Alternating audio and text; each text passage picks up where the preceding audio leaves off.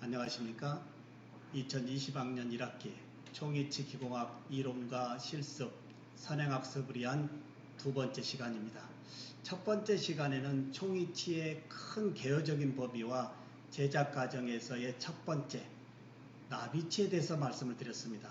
오늘은 두 번째 파트의 수지의치 제작 과정으로 여러분들과 함께 학습을 하겠습니다. 이 틀니를 구강내에 장착하기 위해서 이 노인 환자들이 치료실에 몇 번 정도 내원해야 될까요? 라고 첫 번째 시간에 여러분에게 질문을 드렸습니다. 몇 번 내원해야 될까요? 치료실과 기공실 과정의 세부 과정에 대한 이해도가 된다면 환자가 치료실에 몇 번 이상 와야 됩니다라는 이야기를 여러분들이 자신 있게 얘기할 수 있을 겁니다. 이 표를 보고요, 다시 치료실과 기공실 과정의 세부 프로세서에 대해서 정리해 주시면 좋겠습니다.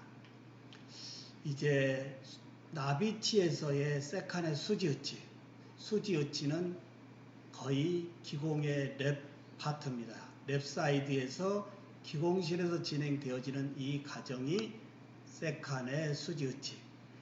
첫 번째 나비처럼 만들어진 이 왁스 틀니를 기공 과정에서의 단단한 아크릴의 수지로 만든다 이겁니다. 자, 제작 과정을 한번 살펴보면 이제 왁스로 만들어진 이 왁스 틀니를 세칸으로 제작하기 위해서 이제 교합기에서 모형을 분리해내야 되겠죠. 분리해 놓은 모형이 현재 이 슬라이드의 사진입니다. 지금 보면 나비치가 상하 만들어졌고요. 이 나비치의 모형이 세칸 수지의치 제작 과정으로 진행된다고 한다면 이 사진이 어떻게 그림이 바뀌어져 있을까요? 동일한 이 형상에서 인공치를 제한 나머지 기초상과 왁스가 아크릴의 수지로 바뀌어지고 인공치와 중합 온성 과정에서 결합되어지는 이러한 왁스에 박혀져 있던 치아가 단단한 아크릴의 화학적인 결합력으로 서로 이제 하나의 유닛으로 바뀌는 이 부분이 이제 세칸의 수지의치다 이겁니다. 모형을 분리하고요. 그 다음에 이제 메모를 해야 되는데 메모를 과정에서 이용되어지는 플라스크가 있습니다. 이 플라스크를 이제 메몰 모형으로 이치시켜서 메몰 과정에서의 문제가 있는지 없는지 사전 점검하고 사전 점검에 문제가 없다면 이제 메몰로 진행되어집니다.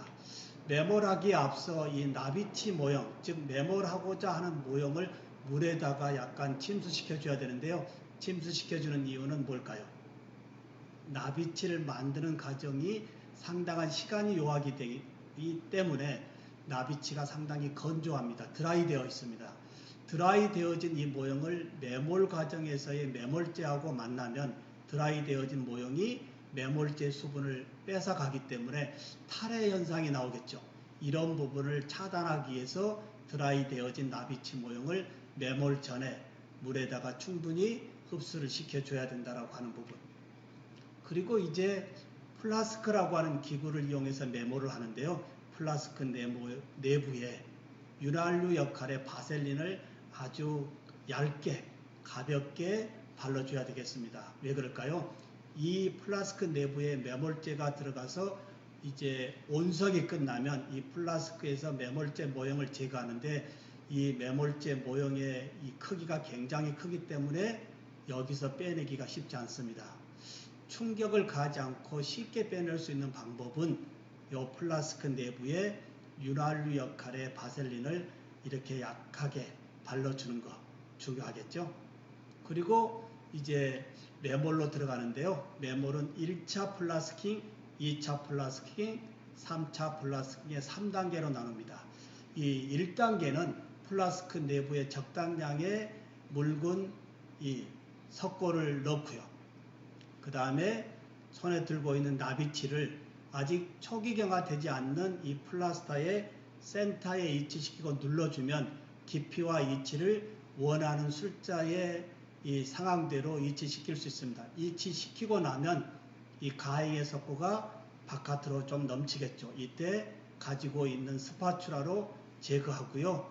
그리고 이 석고에 언더컷이 없도록 깨끗하게 표면을 매끄럽게 마무리하는 과정이 1차 플라스킹입니다. 2차 플라스킹 들어가기 전에 1차와 2차의 이 석고가 만나는 이 부분을 좀 더 화학적으로 쉽게 차단할 수 있는 석고 분리제를 도포하고요. 이제 2차 플라스킹, 즉 나비치의 모든 부분을 다시 석고로 덮는 과정이 세칸입니다. 자, 이 모형 그림에서 보다시피 나비치를 다 채운 다음에 여러분의 손가락으로 교환면과 절단면 부분을 이렇게 한번 닦아주면 아직 초기 경화되지 않는 플라스타이기 때문에 그대로 노출이 됩니다. 노출시키고 3차로 매몰이 가는데요. 매몰 전에 석고 분리제 도포하고요.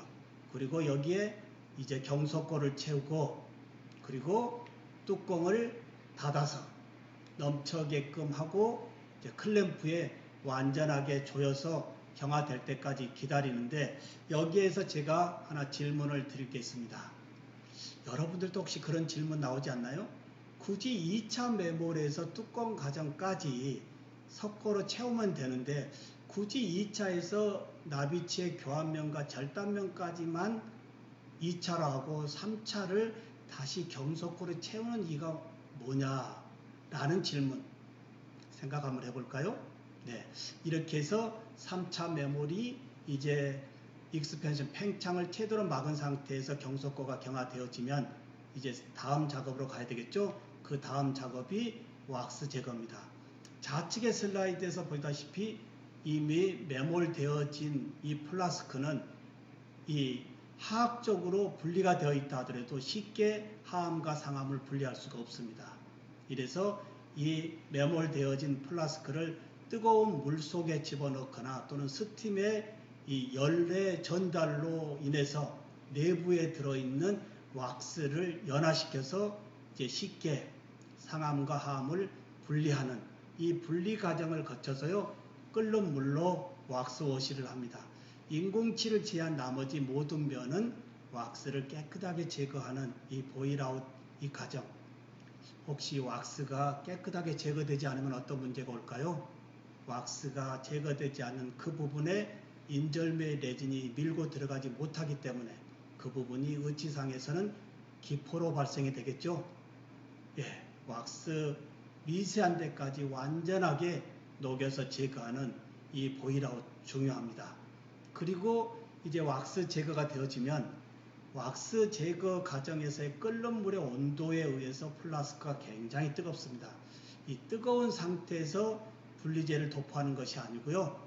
약간 웜 상태, 손으로 터치했을 때 따뜻한 상태가 요 레진 분리제 도포식입니다. 레진 분리제 도포할 때는 인공치아 발라서는 안 되겠죠? 혹시 인공치아의 레진 분리제를 도포하면 어떻게 될까요? 예, 상상 한번 해보시죠. 인공치아를 제한 나머지 모든 부분에 분리제는 섬세하게 발라야 된다라고 하는 거. 그리고 이제 분리제가 도포되어지면 제조회사의 이 리퀴드와 파우더를 매뉴얼에 의해서 혼합하고 믹싱한 다음에서의 액상에서의 스티키에서의 인절미에서의 러버로 재료가 점차 이렇게 변화되어지는데요. 우리는 세 번째 단계의 인절미 상태에서 요 음영체 부분에 레진을 집어넣습니다.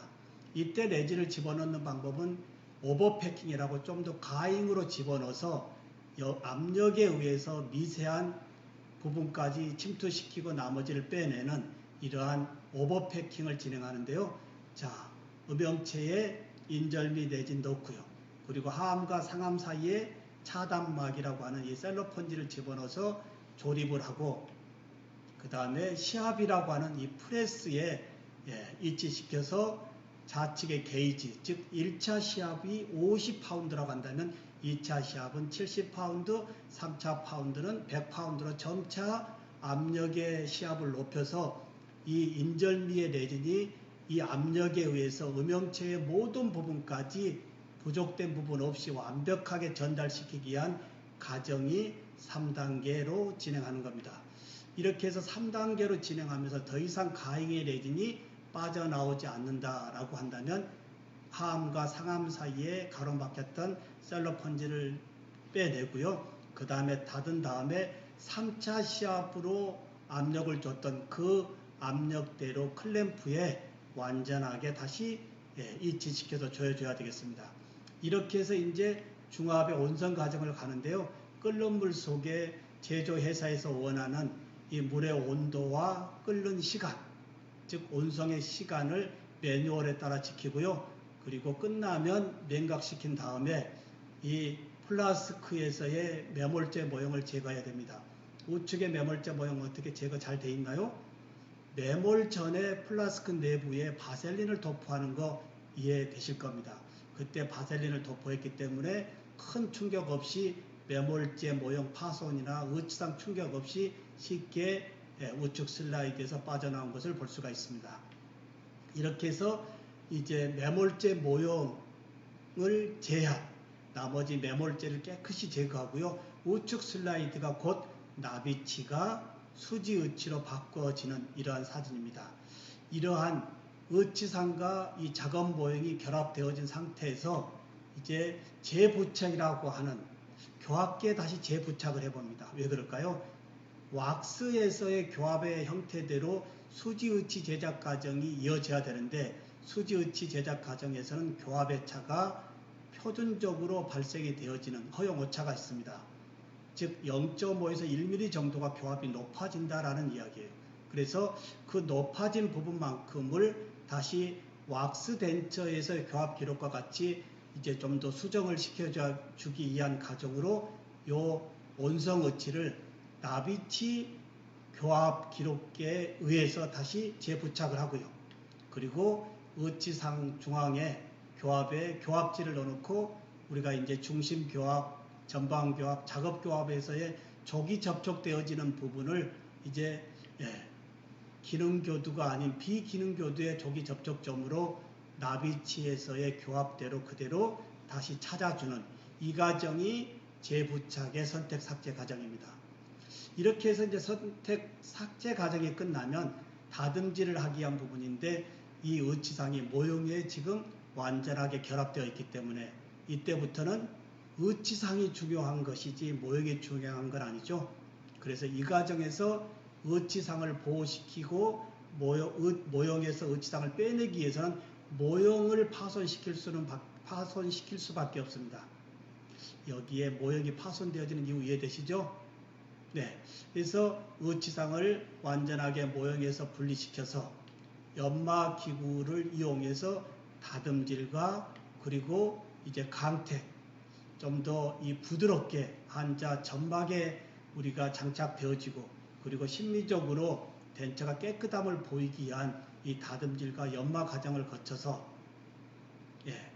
지금 보시다시피 왁스 덴처가 수지의치로 아주 이쁘게 단단하게 만들어진 걸 볼 수 있습니다.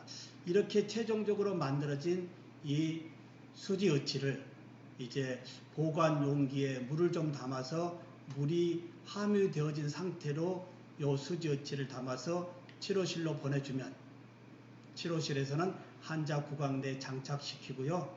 그리고 환자의 불편한 부분을 손을 봐주면서 이제 환자분의 삶을 영위할 때까지 치조의 태축에 따라서 계속적으로 치료실에서 환자와의 팔로우업에 따라서 만족도 높은 틀니를 지속적으로 쓸 수 있게 해주는 이 부분이 총이치의 큰 제작 과정입니다. 우선 총이치는 나비치와 수지의치, 오늘 두 번째 시간에 랩사이드의 수지의치 제작 과정에 대해서 말씀을 드렸습니다. 이제 1주차와 2주차 묶어서 총이치의 전 제작 과정은 여러분들이 나름 개념을 잡아주시면 되겠습니다. 예기치 않는 코로나19 때문에 대학의 수업이 연기되고 있는데요. 여러분들 연기되어진 부분에 아쉽지만 나름 온라인 강의로 선행학습을 하고 계시다가 만나면 부족된 부분만큼은 좀 더 이런 온라인 강의로 대체할 수 있지 않을까라고 해서 제가 영상을 여러분에게 보내고 있습니다. 보람찬 방학 개강 준비 잘 하시고요. 선행학습한 다음에 밑에 코멘트에 요점 정리, 그리고 이해되지 않는 부분 질문으로 올려주시면 제가 성심성의껏 답변하고 또 거기에 여러분의 의견을 참고해서 수업을 계속적으로 진행하도록 하겠습니다. 이렇게 해서 1주차와 2주차 총이치의 큰 개요와 총이치 전 제작 과정에 대해서 말씀을 드렸고요. 다음 선행학습 세 번째에 대해서는 이제 총이치의 큰 맥락에서부터 세부적인 맥락을 아주 단락단락으로 나눠서 전달하도록 하겠습니다. 고맙습니다.